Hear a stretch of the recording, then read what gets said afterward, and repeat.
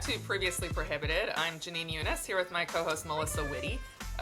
We met for the first time, as some of you might have seen on Twitter in real life, at an event in Chicago. And we're thrilled to be joined once again by Brad Pearce from the... Well, he actually works... You write for a lot of sites, right? So I'll let you explain which ones. Well, my Substack is the Wayward Rabbler. Right. Yeah. Yeah, and that's his Twitter name too. So Yeah. he's a foreign policy expert and has extremely good commentary on all sorts of foreign policy matters. So we're thrilled to be joined by him, and we'll be touching on a few subjects, including Venezuela, Gaza, and other things too. Ukraine, probably. Yes. Brad. Brad is one of the only people I actually pay for their Substack because I think that his insight, his commentary is just really brilliant always. So we always appreciate your opinion. I always like to read what you have to say about things. Real quick, if you guys could hit the like button and hit the subscribe button. If you don't, we're so excited because we've been getting a lot more views on YouTube and we have been reading all the comments. Trust me, my mentions have been blowing up. So if I haven't responded to your comment, I apologize. But I'm getting there, okay? So welcome back, Brad. Thank you so much for joining us. Lots to get into. Let's talk, I don't want to say small stuff first because it's not small, but we wanted to start smaller, then go bigger. Venezuela. What the hell is going on? Okay, well, thank you so much for having me back on. I mean, more or less what's going on is that... So, I mean, I guess the first thing we should say is that the Trump administration, the second Trump administration, has given us government by Florida, man, and it is every bit as stupid as you would expect. So, you have to remember that Miami is, like, pretty much the most culturally central city in Latin America. Like, if you ever watch Latin American shows, you know, people, especially rich people, go to Miami all the time, or they hire people from there, you know, any number of things. It's kind of like, 19th century Paris. It's full of all of these expatriates. A lot of them have money. They're from the upper classes. It's full of spies. It's, you know, where that assassination of the Haitian president was planned with, like, a Colombian hit squad. Stuff like this is going on in Miami all the time. And, you know, that's where our Secretary of State is from, not only from Southern Florida or whatever, but he's from specifically the Cuban expat community. And they are all insane about Cuba and Venezuela. So, I mean, I think that's the first thing we need to get out of the way here. But, I mean, I would say that the bigger picture is largely that no one wants to... It's not really the American way to accept our own accountability for the fentanyl problem in this country and our inability to, I don't know, raise our children in such a way that they don't do drugs, to, you know, properly deal with treatment programs, to put people in institutions when they need to be there, and all of these other things. So in a typical American fashion, we have found a weak, somewhat ramshackle country to blame, and now we're just blowing stuff up there with no real rhyme or reason. Yeah, so this kind of reminds me, I'm going to try not to take it back. It reminds me a lot of the Beirut bombing thing, right? Okay, so just bear with me for a second. For years, we always heard, I remember it was Libya responsible for the Beirut bombing. Then it was Hezbollah responsible for the Beirut bombing. Then it was Iran responsible for it's whoever we need to be the enemy at that time, or specifically whoever's Israel seems to be beefing with, is who was responsible for the Beirut bombing, right? And we got to take them out. I feel like now when we're talking about fentanyl, because for how long was it? It was China is responsible for the fentanyl crisis. It's the Mexican government or the Mexican cartels were responsible for the fentanyl crisis, and now we have Venezuela is responsible for the fentanyl crisis. Do you see the parallels a little bit? I just feel like it becomes this thing where it's this volleyball, and it becomes the boogeyman that you can use this terrible thing that's happening, that is absolutely happening, to excuse really what is, you know, violations of international law.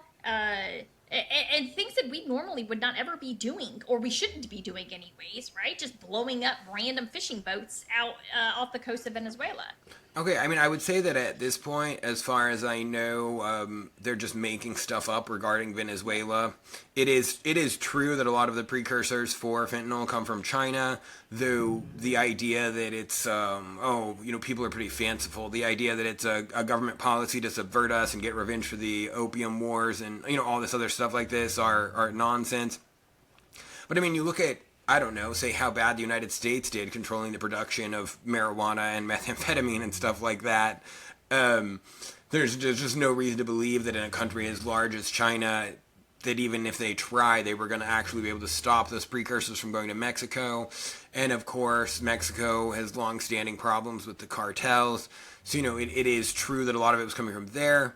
There are a lot of people saying, this report about Venezuela not being in the top 10 drug trafficking countries or whatever is like 5 years old or something.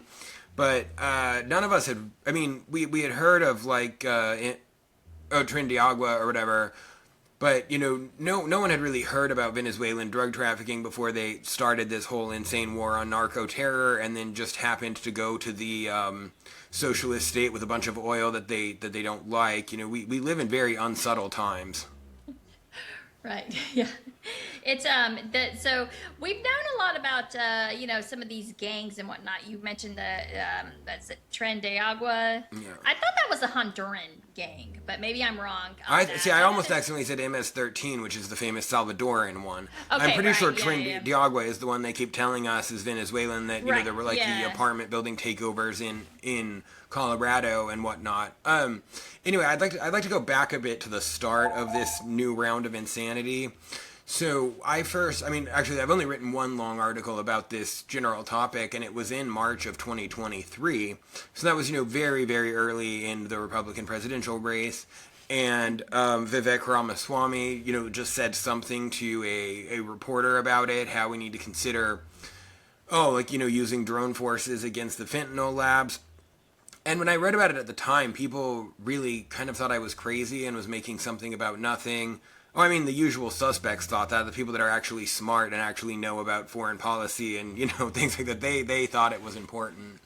But, it's such a dumb way to look at it. I mean, for one thing, like, Venezuela, you can get away with a bit more, but, like, Mexico actually has a really good, international reputation. It only has a bad reputation in the United States. The people there have phones. You blow up a fentanyl lab, you're creating a biohazard. Those has to be cleared out with, like, dudes in biohazard suits, not by a mushroom cloud of fentanyl dust that's going to poison some village, when it lands or something.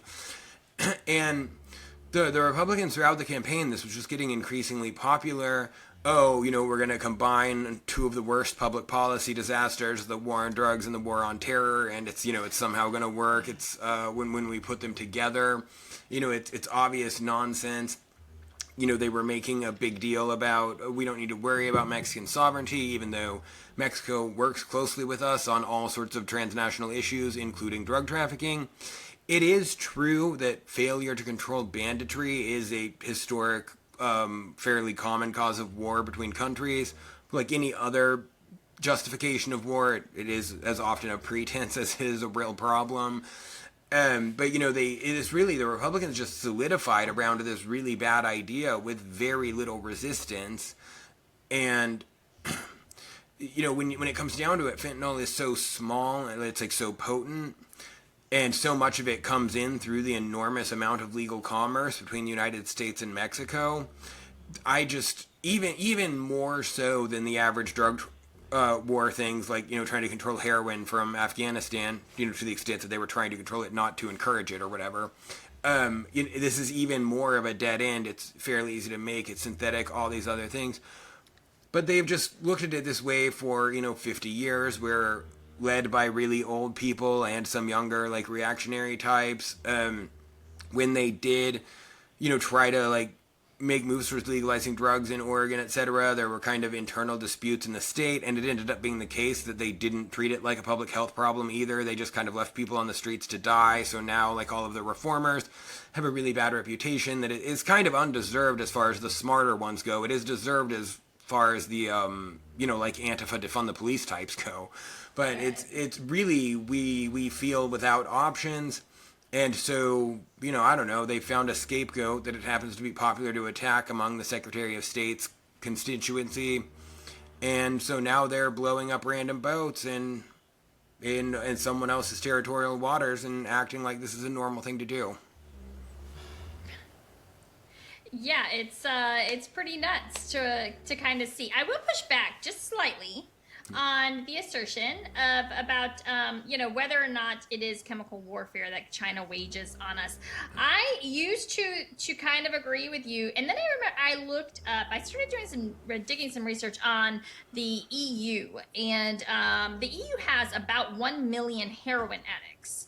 Right, so they absolutely have an opioid market. So I believe that if fentanyl were, if the kind of fentanyl epidemic that we've seen in the U.S., I believe it were simply market-driven, demand-driven, one would think you would see a surge in fentanyl there, somewhat similar to what we have in the U.S., and yet that is not the case. Yeah, that did not happen. Think about this, though. The drug markets in Europe are controlled with an iron fist by the Albanian mafia, and Kosovo is a little satrap, or, whatever you want to call it, fiefdom of the United States, particularly of the Democrat Party. So, I mean, I don't necessarily think the situations are comparable when you consider who actually controls the drug flows into Europe. Okay, I mean, and that's fair, and I don't know about that, but I remember when I looked it up, in 2021, the EU had 7 fentanyl deaths. 7. Yeah. So, I mean, that's pretty, market, right? Like I was shocked. I was floored. And that was when I was like, okay, well, how can you not think that there is a purposeful effort, like that this isn't just market driven. It's not just a demand thing in the US. It's that there's a huge opioid market here, and yet they are not, in fact, being supplied with fentanyl. So, why? I mean, it's a lot. You have to look at where they actually grow most illicit opium, the long-term, smuggling routes out of Central Asia through Russia into the Balkans, et cetera, et cetera. I think as much as anything, it just has to do with different drug routes. I mean, and I also don't really buy the premise that if China was waging chemical warfare on us, they wouldn't be doing it to Europe when, Europe's as closely tied to us as possible and has a lot of the same structural trade things and everything else. I mean, it's the same. I mean, China's what's a good way to put this? It's a pretty economically unethical country. Not that we're not or whatever, but I mean, it is true that in general, kind of the way their government works, that I don't think they have a lot of incentive to do this. And it was seemingly credible, though I don't have a source on it, that like after Nancy Pelosi's visit to Taiwan, that China really loosened up what it was doing to try to stop the precursor chemicals from coming in, because that was one of the main things we were asking of them that they didn't, have to do. So, yeah, I mean, they may possibly be intentionally using a light hand, but I think that all of this is still broadly looking for someone else to blame, not that there's not plenty of blame to go around. Right. Yeah, and I can agree with that, definitely. So speaking of Europe, let's talk about Ukraine, the absolute disaster that is Ukraine. The Ukraine war. On my way home in Chicago, I had a very sweet Uber driver, and she was from Moldova. And it was interesting. I was kind of watching her face in the mirror. I couldn't see, but when I brought up Ukraine, she stiffened. She stiffened a lot, and I actually could not tell which side that she was on, which was very, very weird for me. And I was trying not to offend her. I gotta say over and over again, I don't have anything against Ukrainians. I don't have anything against Russians. I just think this is a shit show, and I think that it is I do think it's already a lost war, So, but what I wanted to get your insight on, Brad, was what are some of the options, the actual practical options that Donald Trump has as far as the U.S. goes in this war, right? What can he do? Well, I mean, and I've been saying this for some time, I really think the best option is to bonk Zelensky on the head and stick a white flag out of his ass and throw him over the front lines. I mean, Yeah. what is practical here? I've been saying since the summer of 2022 that, like, just structurally Ukraine was not going to be able to win this war, and that the best thing that they could do was conditionally surrender in return for keeping Odessa and the associated coastline so that they're not landlocked. I don't know if Russia's going to or have any reason to want to allow that. Odessa is a very important city to the Russians. It's, they built it. It has a high Russian population. It's a beautiful, lovely, like warm city when Russia's overall. I mean, people overplay how cold Russia is because they're letting the British tell us what the weather's like, and the British will die if it's like 80 or 20 degrees.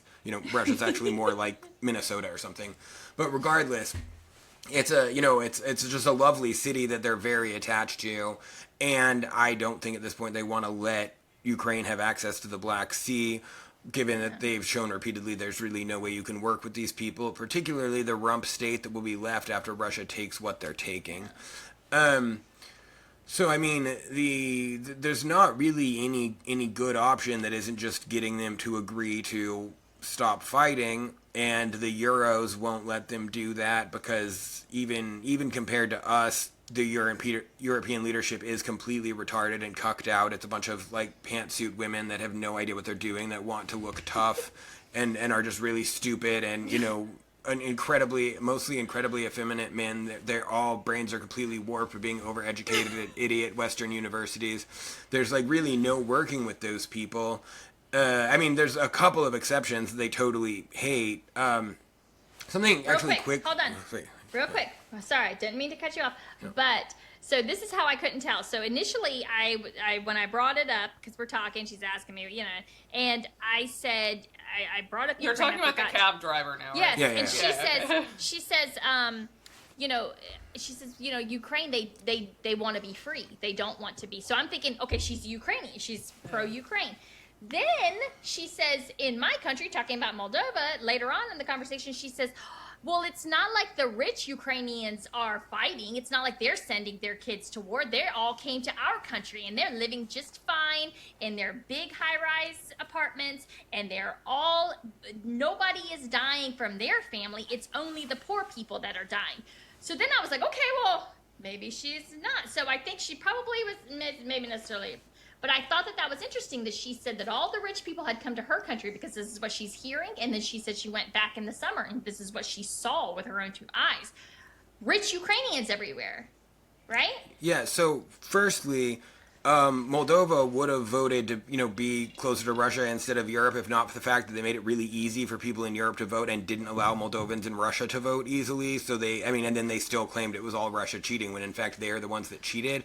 So another thing worth remembering is that people from the former USSR who have jobs like driving cabs still have a really ingrained class consciousness generally that makes them think of things like that, whereas the class that has most of the power in Ukraine have once again had their minds completely warped by getting master's degrees in social whatever at Western universities. And, all they really want is to, like, be connected to Europe so they can have a do-nothing think tank job or work for an NGO, etc. So, I mean, there's a big class thing going on here. But, yeah, I mean, basically, Europe is unable to work. And there's a premise here that no one but me really talks about that I think is one of the most important things for understanding modern politics. Is that the big divide in the world, it's no longer capitalism versus communism or whatever other thing they want to tell you that it is. It's not even ideological.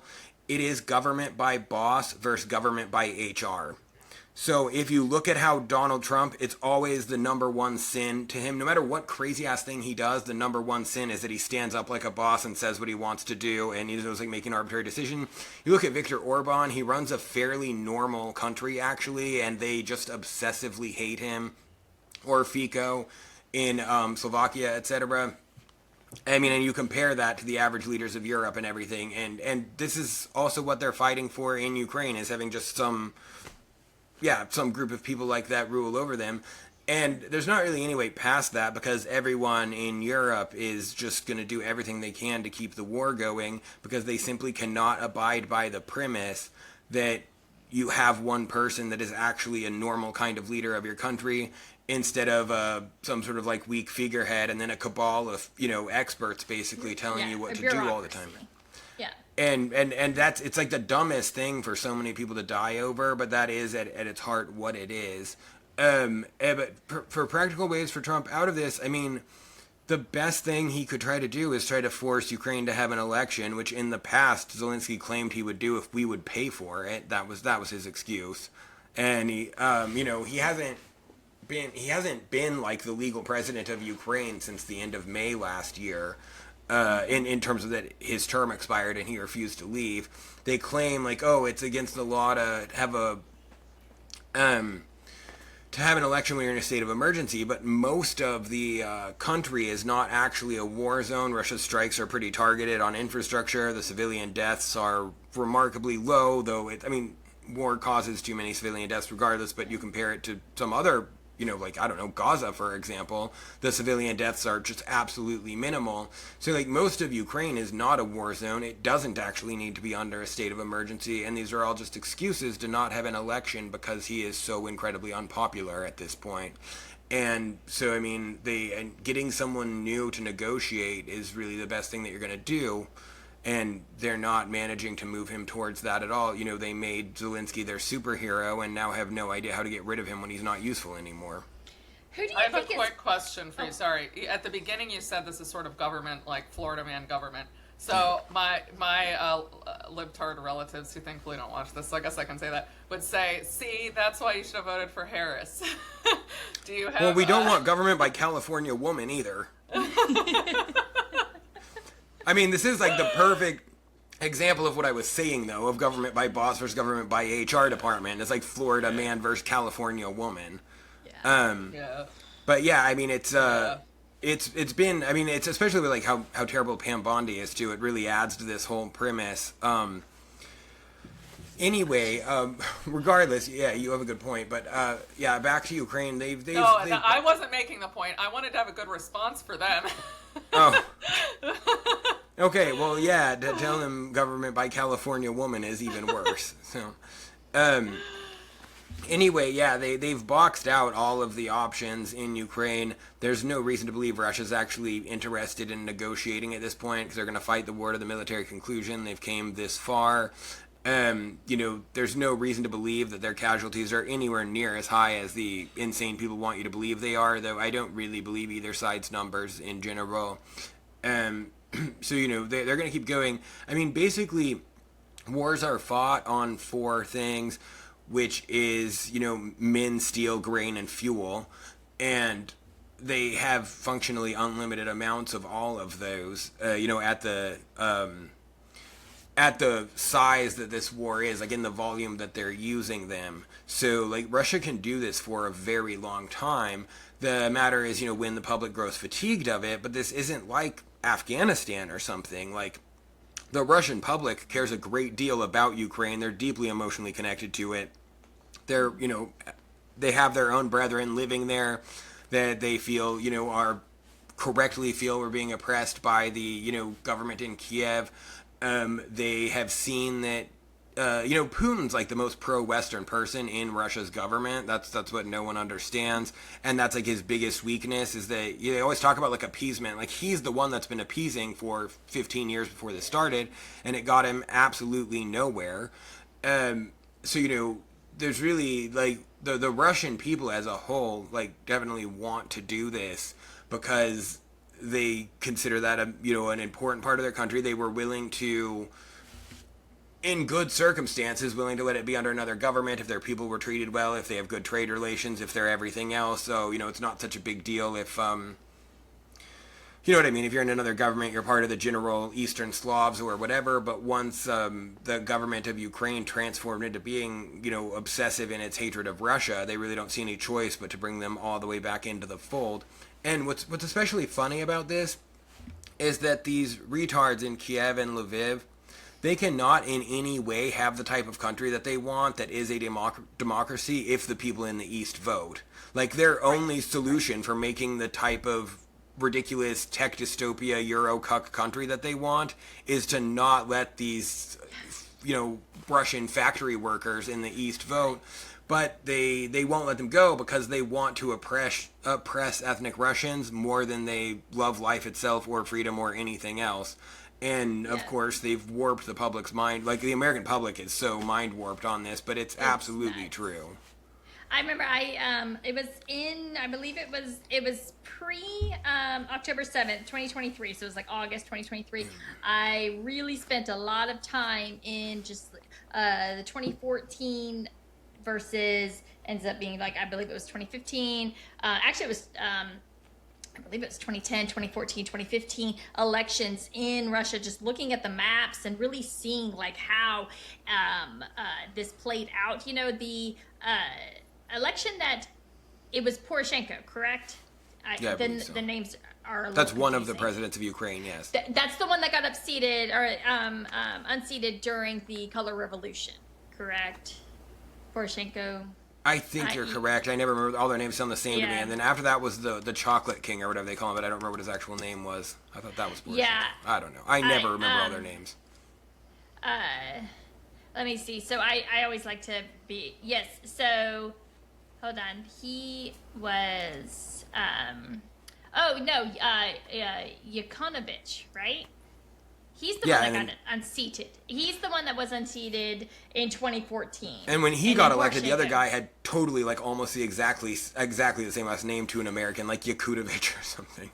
Right. So he was unseated. So when I went and like started looking at, and you're right, all of the Eastern, basically everything that Russia has taken so far is what voted, and it's a huge chunk of the population, and it's what swung the whole vote, right? So these people, it's like they want to take back all of that land, which again has essentially been they seceded in 2014. Essentially, is Small what parts happened. of it did, yeah. Yeah. And they haven't been allowed to vote since 2014. They have been essentially excommunicated from the country. This is the same section that, you know, they ethnically Russian, they speak Russian. They were barred from being allowed to speak Russian when they were conducting commerce, which is a huge thing. It's like if America told, Hispanics in Florida, you can't speak Spanish when you're conducting business. Yeah. Yeah, that's crazy. Yeah, that would have gone over like a turd in the punch bowl, right? And It's very solid of you. I have to remember that saying. Okay, and so that's how that would have gone down. It's very similar, and of course, so these people become angry. They want to secede. They want to get rid of this because they feel like they are being oppressed, and of course, in certain ways, they are being oppressed, right? And I know, I already know all the other arguments against that, but regardless, but what Brad said is 100% right. It's very weird because these people don't really want to be part of Ukraine. The Ukrainians don't really want them to be part of Ukraine, and yet it reminds me a lot of kind of like Israel-Palestine in a way, and they're like, everybody just wants the land, and they want to kick all the people out, essentially, one way or the other. And it's just not, there's no good options, right? And I don't envy Trump. I do actually believe Trump when he says that the war wouldn't have started had he been president. But I don't know how he's going to stop it. Well, yeah, I mean, now. the Biden administration went to really huge lengths to start this. People don't realize this, like, so there was that whole thing where they're like, oh, Russia's going to invade tomorrow or whatever, and everyone was mocking them, and then Russia did actually invade the next day or whatever. So, like, it's very common, to build up troops to threaten someone into doing what you want. Turkey built up an invasion force for Cyprus like 5 or 10 times before they did it over the prior decade, and, everyone was surprised when they finally did it. Once you're enemy or opponent or whoever is going around saying that you're going to do a false flag attack to justify the invasion, that means they're going to do a terrorist attack against you and then say that you did it. Like, that's exactly what that tells someone. So, like, I'm quite sure that, of course, they had a plan to invade Ukraine. You know that, I mean, governments have plans to invade all sorts of people. It's just you have a whole planning department for these contingencies. So, I'm sure they were sitting there trying to decide what was the best thing to do, but I am completely confident that it was Joe Biden that actually provoked them into this, and that even when they were going around saying Russia's going to invade tomorrow, they had not actually made the decision to do it yet. But once that's what the U.S. was saying, there really wasn't a choice but to go for it, and they made that really clear. It's honestly, like, the most provoked a conflict possibly could be, which isn't necessarily to justify the invasion. In general, when you know someone is intentionally provoking you, you should avoid letting yourself be provoked. So there's a lot you could say any number of things about that. But that's why they constantly call it the unprovoked invasion of Ukraine, is because it's the opposite of the truth, so you just have to repeat it constantly. Kind of like Benjamin Netanyahu keep continually going on TV and saying he didn't kill Charlie Kirk. Yeah, right. Like, Just kidding. I'm not saying That's a nice transition. That's a nice transition. I like it. I mean, they're laying it on really thick, though. I don't think they did it, but they're laying it on incredibly thick to the extent that any reasonable person would be suspicious. It's getting weird, right? So we're on number 4. We're on the 4th denial. Everything about this case is weird. I swear if I get called stupid by one more person who does not know even just like bare minimum facts about this, I'm gonna crash out on the timeline. I'm not even lying. I have to put my phone down because I cannot count. I bet I've been called stupid, really, and not just stupid, really hateful, really mean things, at least 5,000 times in the last 2 days. My comments have just been just through the roof, and there's no reason for it. There is no reason for this hostility whatsoever. Number one, quote-unquote conspiracy theories are, at this point, an American tradition, right? They just are. It is our right to question the official narrative, okay? Number two, there are significant questions that need to be answered, okay? This is not like Tyler Robinson walked up and put a gun straight to Charlie Kirk's head. That is not what happened here, okay? So, yeah, I actually am allowed to ask a lot of questions. I'm allowed to ask really, really basic questions, okay? Number three, I feel as if this entire investigation has been led as if no one expects any of this to go to trial, which is concerning to me. The way that they have collected evidence, the way that they have released evidence, the way that they have been talking to the media, the way they didn't secure the crime scene, all of this is just nuts. It's nuts. And everyone's acting like it's just normal. It's like, well, this is what I was feeling at the time, so I just took all the SD cards out of the cameras and I put them in my pocket and then I gave them to the FBI later on, Bullshit. That's a freaking crime, what you did. I don't care what you were feeling in the moment. My first instinct is always secure the crime scene, right? I feel like that should be everybody's first well, certainly instinct. it's a violation of protocol. I don't know if it's a crime, but oh well, it's a looked violation it up, of and protocol. it absolutely is. It is a crime. It's like Yeah. there's federal statutes and the local Utah statutes against messing with crime scenes even prior to the law showing up. Well, sure. I mean, yeah, if a police officer doesn't follow protocol and accidentally does something, it's probably not. Well, it depends. But yeah.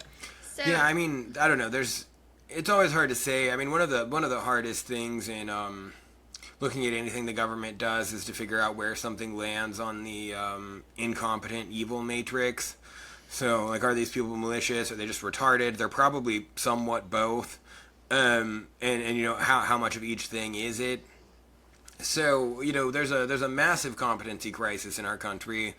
Crime scenes. This isn't like a high homicide area. They weren't, I don't think that they had a hotshot cop get there right away. They probably have never dealt with the public assassination of an important person there. So you have to... who has? Yeah, right. I mean, I'm saying there's an amount of leeway here. I haven't been, digging into this because I'm relatively lower on the conspiracy theorist side of... I don't know, people with my political views or whatever, which incidentally, usually when I'm wrong about something, it's because I wasn't conspiratorial enough, so you can look at that however you want. But I mean, the whole thing is weird, and it seems like it's conducted in a weird fashion. But, we also watch so many damn TV crime shows and this and that. It's hard to say. I've really been wanting to read the Practical Homicide textbook that is the main one they use everywhere, both because I think it will help me as a journalist and because not even for just the crime scene things, just because it's explaining how to investigate various things, and also will make me enjoy watching crime shows all the time more. So, I mean, I don't know. I wouldn't read too much into a bunch of little weird things here, I do think it's the most probable that it was just some, I don't know, crazy furry troon that wanted to end hate by publicly assassinating a beloved public figure. But any number of things could be going on. I mean, and everyone's jumping to make the most of it. I mean, I think Israel's behavior is mostly described by the fact that, the reporting by Max Blumenthal and other people are true, that, Charlie Kirk was unlikely to be about to go, like, hardcore Zionist or anything, but he was getting really annoyed by... We just know how the Israel lobby works. Anyone in his position is going to be under a lot of pressure from them all the time. Even when they're behaving, they're going to be hearing from them, getting pressure to publicly say this or that. And he's surely been dealing with this since he was 18. And so I do think that's why Israel's protesting so much. Something almost no one else has mentioned either, though, is if you look at the date of when he had that meeting with Bill Ackman, and then when he had the interview with Megyn Kelly where he was complaining about it, that's right at the time that the international respectable opinion of genocide scholars and this and that was really solidifying around the idea that this is genocide, and right when saying that dropped the taboo. So up to July or so, he could have gone without saying almost anything about that, and it would just be the socially normal thing for someone that is like a right-wing activist. But it's really that meeting with Bill Ackman, who no one wants to have to talk to, came right at the same time that public opinion was what you could respectably say was changing, because it was like kind of already too late to help anyone. So that's right when you can suddenly feel really bad about what's just happened. So, I mean, there's every reason to believe that he was at least going to create a degree of distance. I mean, and it was also like the thing that he was the most out of step with the biggest part of his audience on out of like every issue, and that it was only getting farther apart. He wasn't moving into his side. Right. Something I found interesting was I went and just did like a word search on Charlie Kirk's page one day for the word Zionist and Zionism, right? Because if you look at a lot of these influencers, these Israeli influencers, obviously the bought and paid for ones we know of, that's a very, very important thing that they say. Their newest one, their new favorite one, is this Brandon Tatum guy, right? Oh, yeah, and he says that he proudly says, "I am a Zionist," right? Charlie Kirk had not used the word Zionist since 2019. Oh, wow. He had not used the word Zionism since 2019. I thought that was very interesting. I went and looked at some of his other things. He loves the Jewish people, and many, many Christians love the Jewish people because they are the keepers of the scripture. They are special in the Bible. It is stated, right? So it says some fairly negative things about them in there too. It does. Well, I just find it really weird to be like, I'm gonna love a group of people. Like, I just that reject our God. I mean, also, like, have you ever? Just like any group of people. Like, people are individuals. There are good ones. There are bad ones. Like, there's. Have you ever read the Ecclesiastical History by Eusebius? No. Okay, well, it's like the most important source on the early history of the church, and it's also pretty negative about the, let's say, the enormous hardships that the Jews ran into in the decades following the killing of Christ. And that's something, though, that, like, the average churchgoer doesn't read, but all of their pastors have if they're worth half of anything, I don't know. It's a weird thing. The average churchgoer doesn't read a lot of the Bible. Yeah, it's really... I mean, I don't know. I'm from a Protestant background, and as far as I know, this is something that just really went crazy in the, not even like immediately after World War II, but in the general period where they were trying to make like the Holocaust central to our understanding of how humanity works. And then, from there, they really had to make this big deal about how close all of our values are and this and that. Despite that, if you really look at it, a lot of what Christ supposedly saved Christians from is actually just not having to follow a bajillion stupid, like, Jewish religious laws and their values and whatnot. I don't know. Yeah, most Christian Zionism stems out of end times theology, which is it's cultish like in its prevalence and its demands to adherence, right? So I don't even want to get into that per se, but I just did notice that he's very affectionate for Jews. and Israel, but the concept of Zionism was just totally, it was empty. There's a void. There's no talk about it, right? And yet that is a very, very central idea to supporters of Israel, right? I mean, that's all they ever talk about, Zionists and Zionism. So I just found that to be very interesting. I thought it was a little different. I was not expecting to see that. And yet when I went and looked at all of the other influencers I could think of that I knew for sure had been paid, had been on their paid trips and whatnot, all of them at some point had posted, I am a Zionist. And Charlie Kirk had not posted that. He had, even his references to Zionist and Zionism, he was not saying I am a Zionist or a Zionist, I believe in Zionism. It was like talking about something else. I forget. He was actually in one of them. He was talking about Bernie Sanders, and I forget what he was talking about in the other one. Yeah, I mean, I think he definitely said some awful things about Palestine that it seems to some extent he felt like were jokes, even though they're very much not funny, or just repeating random stupid things that he had heard. Yeah. He wasn't at heart any sort of a deep foreign policy thinker. He was something of a restrainer in general, but it wasn't, I don't know, he would kind of speak a bit about how we shouldn't do this or that, and then once Trump did it, he would shill for him anyway. I think it was broadly just a general, the Israelis are more like us than the other people in the region. I guess I don't know where he's originally from. I think he, adopted Phoenix as his home or something, but... Right, I don't know where he's born. You probably work in these fields. You meet a lot of different people that are Israeli or that are Jewish that support Israel. It seemed to be more just like, that it's that general thing where they're like, oh, Israel's not a colonial power, but also Israel is a colony of the West and the Middle East, and they're just like us, and we need to protect them or whatever. Which of course is funny. As Israel becomes more of a pariah like South Africa, that was always the defense of the South African apartheid regime as well. It was like, oh, this is like an outpost of Europe right on the coast. It protects our shipping. What have the Bantus ever invented? The South Africans brought the world, all these other things. It's very, very similar. So, I mean, I think he just kind of had that general emotional appeal. I would say something that has not got enough attention that I think was sincere is that J.D. Vance said in his, obituary he posted on Twitter or whatever, that Charlie Kirk had, a preternatural ability to see what issues it's good to fight about in public and what ones you should work on quietly behind the scenes to kind of, expand the dialogue or whatever.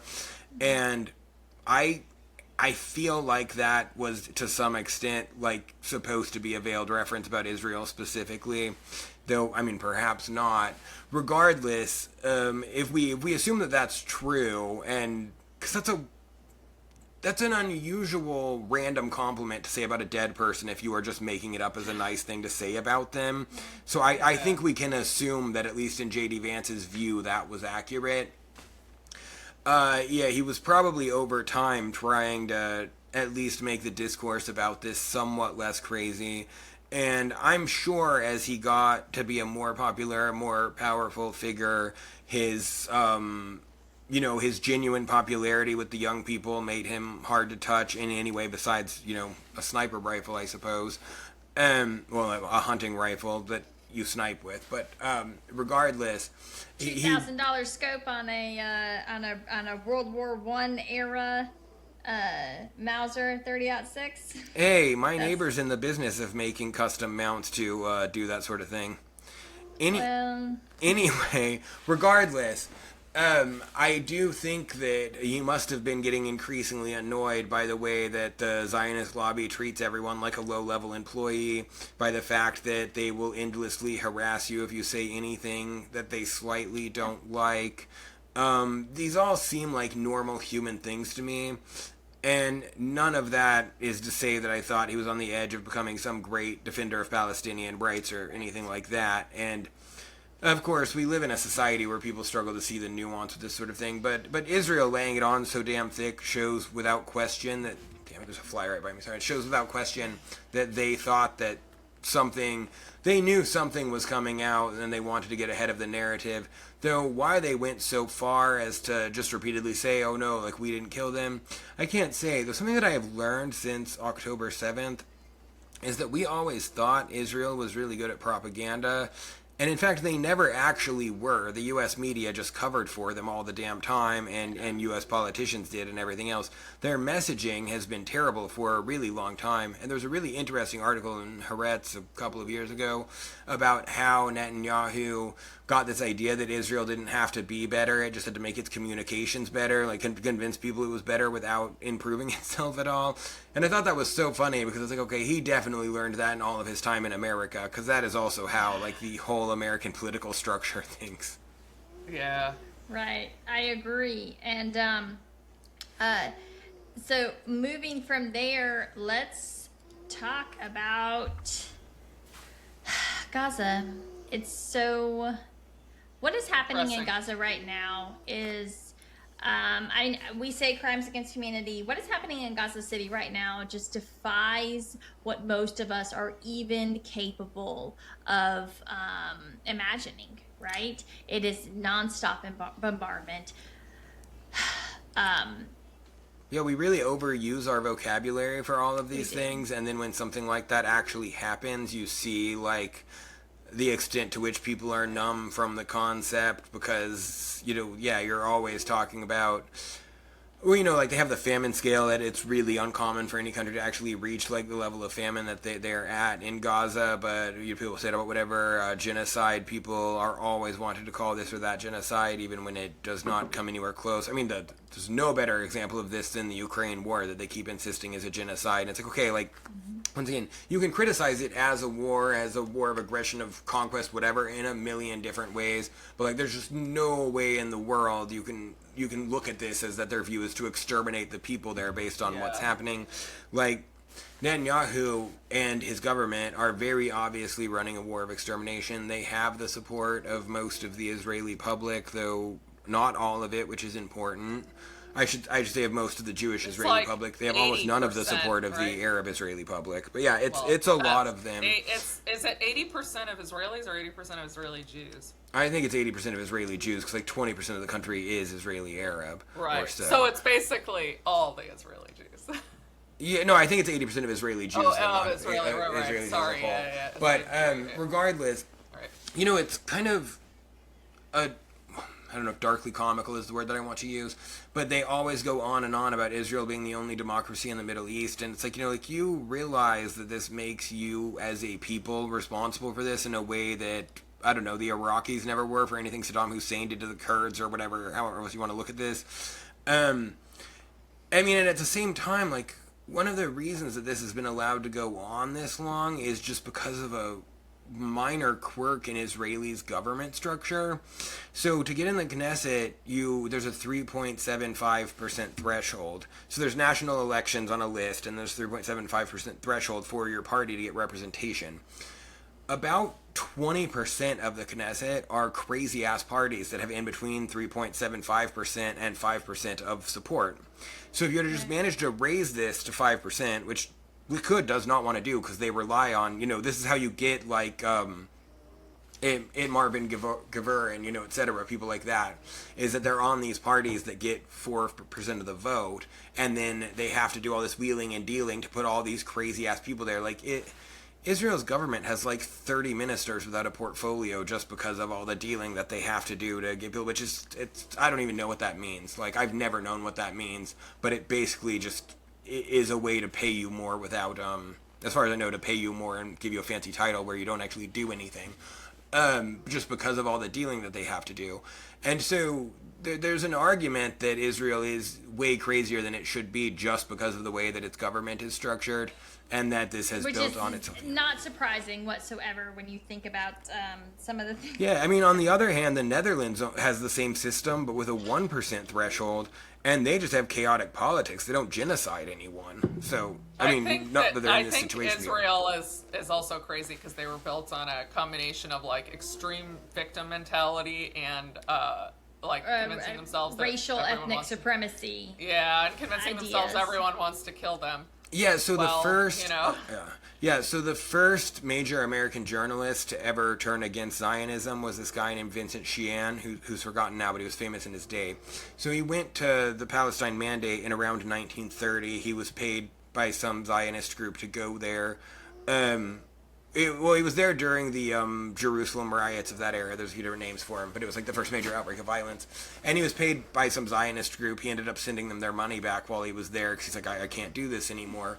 But yeah, he talked about how he's seen people under attack, all sorts of people under attack and having to flee of all these different ethnic groups. And he said, like, none of them besides Jews have this specific pogrom mentality where once something breaks out like this, they get this look of absolute hatred in their eyes that everyone that is not a Jew is their enemy, and that anything that they have to do is justified to survive.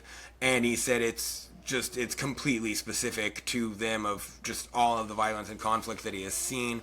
And you have that. You have all the people that they dropped off there after the war. The Nazis actively encouraged the colonization of Palestine by Jews because it helped them in a variety of ways. That's also in a different one of Vincent Shan's books. It really structurally it is a problem, and there's also a huge demographic issue where the liberal Jews that want democracy not democracy, not the word I want, but that want a good like rule of law and some semblance of equal rights and this and that. They have like one kid at age 40, whereas like if you're like a Haredi, they have 10 kids starting at age 18. And so it's doomed from the start, and that's not including how many more kids the Arabs have than the secular Jews, causing a separate demographic problem. Right. But they're just absolutely getting crazier over time, yeah. So we ran into, Jenin and I were invited to the Integrity Media Awards, which was the first time that this is the first annual awards now for Integrity Media, which is an independent organization that funds independent media, right? Mm-hmm. And I think they're really great. I think what Len Goodman is doing is very great. But one of the, so there were a handful of honorees at this award ceremony, right? And one of them was Maureen Murphy, who is one of the editors for the Electronic Intifada, okay, yeah. Right? And she gave she was the very last one, and it was a very moving speech. It brought tears to my eyes, talking about the hero journalists in Gaza who have given everything. They have sacrificed everything. They have been murdered. They have been hunted. And these people, they are heroes. They don't stop until they are made to stop, and they have shown the world what Israel does, right? And it was a really beautiful speech, and she was heartbroken. She was so heavy-hearted, you could tell. Anyways, we're there. Another one of the honorees was a man that some of you may have heard of, Mr. Matt Taibbi. Famous journalist, used to be one of my favorite journalists. They always say don't meet your heroes, and I can't say that I met him because I actively avoided him at this ceremony. But and I wouldn't necessarily call him my hero, but I certainly admired him a lot prior to this this event. Maureen Murphy, when she was done, she gets a standing ovation, and at the very last second, Matt Taibbi is literally the only person in the room not standing. He stands up for about 5 seconds and then sits right back down. Well, my awesome co-host gets onto an elevator with Matt Taibbi about 30 minutes later. And she's with CJ Hopkins, who has been a guest on our show, as many of you know. And she calmly says to him, "Hey, Matt, how's it going?" And Matt Taibbi turned around to her and said, "Go fuck yourself." Okay? Now, Jenin is too sweet. She wouldn't tell this story in public, but I will, because I was pissed. All right? There was no reason to treat her like that. But I think it's really nuts, and it really kind of shows also for people who don't know, I have been giving him a hard time because he wrote this article. You have never cursed at him. No, I've never cursed. No, he wrote an article saying, lauding Barry Weiss getting her free press purchased by CBS for hundreds of millions of dollars, and getting editorial control of CBS's newsroom and exchange. He was lauding it and wrote an article saying everyone who was upset about it was a jealous loser. and I criticized him in his comments, and I got like as many likes basically as his post, despite having 1/20th of the views, which maybe pissed him off. I wasn't even sure he knew who I was, honestly, when I got in the elevator. He was in the courtroom when you argued before the Supreme Court, wasn't he? He may have been. I had met him, but I wasn't sure he Okay, because he wrote about. I remember him writing about having been there, but I mean, you're obviously focusing on other things. Yeah, I had a lot of people there, like my clients were there, and Michael Schellenberger, who I actually know much better. I met him with Michael Schellenberger. I was also really pregnant. I was like 2 weeks before my due date, so I was like, hey, maybe he didn't recognize me. I didn't look the same. But I didn't think he remembered me, or I didn't know. So I guess he remembered me. Anyway, I was critical of that. I mean, I criticized him that post, and for the most part, like, I've defended him for not getting involved in this issue whatsoever, even though it's like a major moral issue of our day. We all have to focus on different things. I don't think it's audience capture. I think he's more just been negatively polarized and is really annoyed by all of the people wanting him to say something, which I am the same way. Once you're trying to really argue to say I never told him. No, you didn't. But I mean him about the Palestine issue in general. I mean, I think there's a lot of things going on there that is not just audience capture.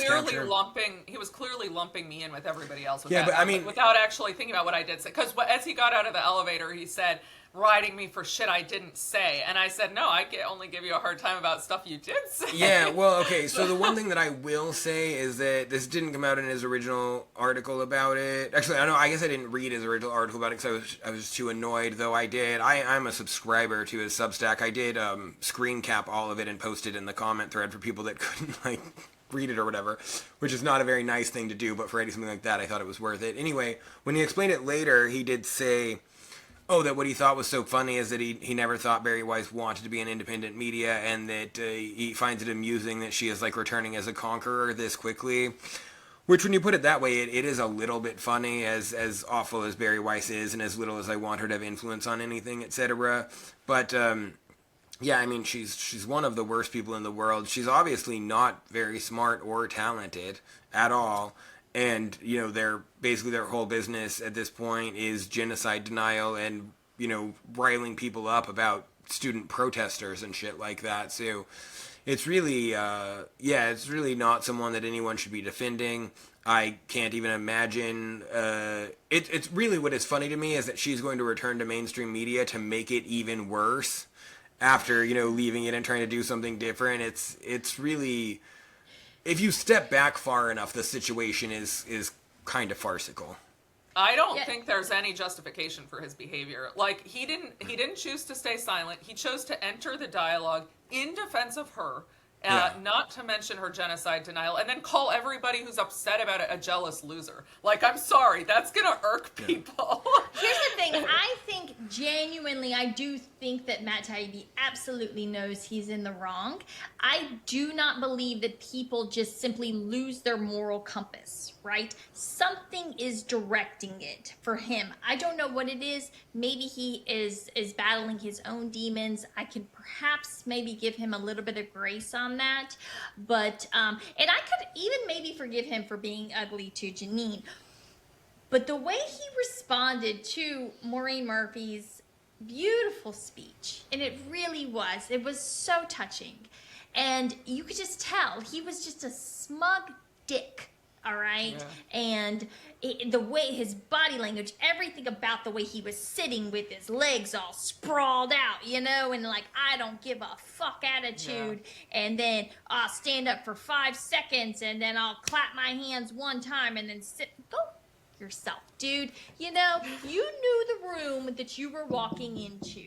Okay? Well, I think that was what it was. I think, you know, Gaza was mentioned a lot. Maybe he didn't know the room he was walking into. Maybe not. Zero chance he didn't know the room he was walking into. It was, I mean, Gaza was mentioned a lot, given it was like independent journalism awards, like the bravery of, you know, the journalist from Gaza who couldn't be there. It was a huge theme. So I'm sure he's felt judged, even if nobody was actually thinking about him. He should feel judged because he is being judged. I know. I would just say that the majority of people who are effective as journalists, specifically as like independent journalists, have a lot of personality problems and don't get along with people very well. They have a tendency to get angry easily, to get so obsessed with some random issue that you wonder what they're even doing anymore. I mean, of course, Michael Tracy's a great example of this because this is just how he lives his life every day. But like, I would say that what bothers me is everyone. People have a tendency of immediately moving to either financial or sexual corruption whenever someone's behaving in a way that they don't understand. In Tracy's case with the Epstein files, people kind of think the latter. With Taibbi, people really think that it's just like audience capture for all the people, paying him $6 a month for his Substack or whatever. And in neither case, I don't think it's either thing. I think that just a series of circumstances unfolded over time where you want to prove yourself right to people in one way or another. In Taibbi's case, I think that it is just showing that despite that every fiber of his being knows that he should actually speak out against this, that he's not going to do what everyone's been telling him to. And that's really bad as a person. In many circumstances, that actually helps you be a better journalist. So, it's kind of a mixed bag. I don't even ascribe any motivation or not. I don't know what's going on, but I mean, you can't go, well, whatever. It's hard so COVID was tough, right? COVID was tough to be a dissident. As tough as that was, and he was, and there were a lot. I actually don't know where he stood on. He wasn't like. He took like 5 vaccines before he stopped taking them. Yeah, he was not. Maybe it was 3 actually. Regardless, he took the vaccine multiple times until he started realizing like this makes me feel awful and it doesn't work.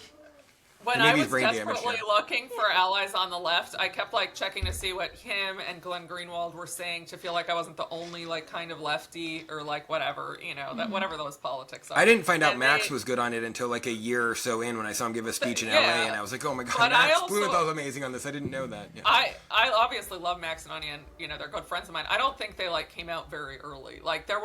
I don't think there was really anybody. I was desperately looking for people. So them early days was the lonely boy. Well, it's funny. You'd think libertarians would be good on this, but they're so gay for the apocalypse that tons of them were yeah, this is the big one. The government modified a bioweapon, etc. So tons of them went crazy in kind of a different way than everyone else, and then others were just the actual presidential campaign that year with Joanne, I don't know whatever her name is. We're very much just cucked out about it. The government's overreaching, but we need to solve this by our own personal responsibility or whatever. And it's no, this whole thing is bullshit from start to finish. And I still cannot fully understand why it is so difficult for anyone left of center to understand that. I think it has to do with the fact that they for so long wanted society to be situated around helping the weak, and that the kind of green lefty anti-vax hippie thing has mostly died, and now it's instead of kind of, I don't know, affluent white lefties, it's poor right-wing people, etc. But for me it was obvious it was bullshit right away. The comment threads here in a more rural area were just absolutely hostile to the newspaper and the government and everyone else within just a couple of weeks. But I don't know, it's still amazing how much of society went along with it and how many people it took so long to see through it. I don't know, my wife always said that she had known for a long time that a bunch of different stupid currents in our society were going to come together and create a retard shitstorm, and that's what, finally happened. So, that's probably the best way to understand it. Because everyone had their own little reason to think. That said, do you remember after Hurricane Katrina when, I don't know, Jerry Falwell or something said that, this happened because we have, gay men, or, we have so many sodomites or something?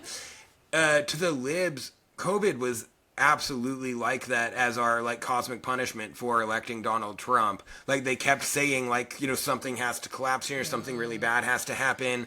It was fundamental to their worldview that we can't elect this without getting, even though they're not religious, without getting some sort of huge retribution, but their god is science, right? So it's this plague was put down upon us. And they were just waiting for it to happen. They were so incredibly conditioned by that point to go completely crazy. And plenty of right-wing people did initially, but most of them, especially ones that were not in big, government or financial positions or whatever, a lot of them came back from it within just a couple of weeks or a month or something. But to libs, it was the apocalypse that they were hoping for to prove that something is still right in the world.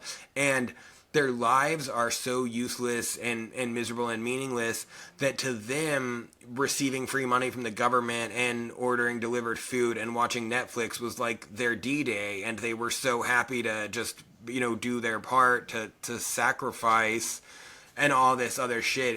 It's crazy, but it speaks so deeply to a massive spiritual rot in our country, a lack of meaning. Everyone was burnt out and wanted to just take the break without thinking about it too much. That's what I was going to say, though. I mean, I'm extremely critical of the COVID restrictions and have many of the same criticisms you do of the people who went along with them. But I do think part of it has to do with the fact there are way too many people who don't get to spend any time with their families, who don't get any downtime. Yeah, absolutely. And they were like, you know what? I'm just going to go along with this because I can finally see my kid. Yeah, no, my mother-in-law went totally COVID crazy. They didn't see any, family members or whatever, but, they saw my wife's sister who did follow all the COVID regulations and shit. We didn't see them for a long time. But, they'll say now, oh, it was, we've been working so hard at this business for so many decades now. It was, the first time we ever got to take a break and spend a lot of time at home or whatever. So that was definitely, I think why a lot of people were so willing to go along with it is they're like, okay, well, don't look a gift horse in the mouth. Don't worry about what's gonna, what the effects of this are gonna be later, etc. Right. I think you saw with Republicans, emerge talking about post 6 weeks, that post initial 6 weeks, right? You saw a strong pushback from Republicans because Republicans traditionally hate change. We hate anything that upsets the norm, kind of overturns the apple cart kind of thing.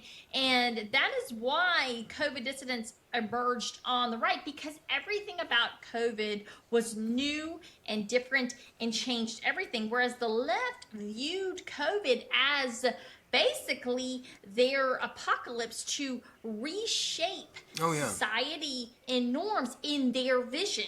Right? We were going to get universal health care from it, and we did to a certain extent. We were going to get UBI, right? You were going to get all of these things that they couldn't push through the legislative process on their own. And I do think that's why you saw such a strong polarization between the two Yeah, well, the first protest here that I was able to go to was on April 22nd, I believe, and that seemed like I had been in the wilderness and alone forever, and, then they kept this shit going on for, 2 years longer, and, that was led by, Christ Church in Moscow, which was only willing to do, 3 non-traditional sermons, basically, and then fought back, and they ultimately won a lawsuit against the city over them trying to shut that down or whatever. But it was crazy. What was nice about it is there were almost no counter-protesters there because, they didn't believe you could go out. One guy went around in a mask trying to, interview protesters about, can't you deal with this some other way? Someone left a van there with a sign in the window, parked where the protest was, with a sign in the window that said, "Bad dogs go home." And it's what is wrong with libs that they think that this is how you talk to a fellow citizen in your country, that you would view that in a way that's going to help you at all, I mean, it's I don't know, are you going to roll over like a dog or stand and fight like a different, better dog? In neither situation, am I going to listen to you telling me to go home? It's crazy. Yeah. Right. Well, all right, Brad. That's about, that's our hour mark. Yeah, I just noticed that too. Perfect timing. Hang on, though, before, don't leave so right away. thank you guys, and we will talk to you guys soon. All right, thank you so much for having me on. All right, okay, yep. Bye, guys.